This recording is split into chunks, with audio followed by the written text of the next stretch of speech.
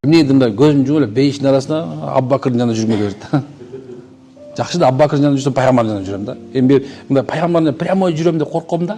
Уялам да анткени мен пайгамбарга мындай жанында жүргөнгө ылайыксызмын деп келди. Мындай ойлоп, эми эң жаманын эле жакшы көрөт экен пайгамбарыбыз. Бирок субханалла, бейиш ушундай жер, ал жерде эч нерсе бүтпөйт. Кечке тамак жей бересиң, субханалла. Ажаткананын кереги жок да. Ал жердин мөмөлөрү ушундай даамдуу, бир читегенде 70 түрлүү даам берет. Адамдар ал жерден курсагы тойгузуш үчүн эмес да, рахат алыш үчүн жашайт. Тойгузуп оокат кылайын деп жейсиң да турабы? Тоосам ток болсо оокат кыла алам депчи. Ал жерде андай эмес, субханалла. Тамак жеп ибадат үчүн да тамак жебейсиң ал жердечи.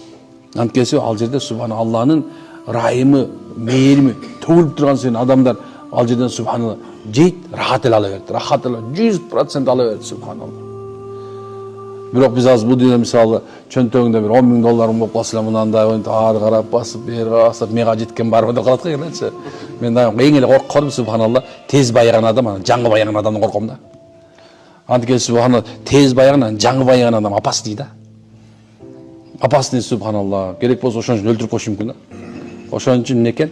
Туугандарым, бул дүйнө сиз менен бизге эң жаман капилетте турган өлүм келген жаман.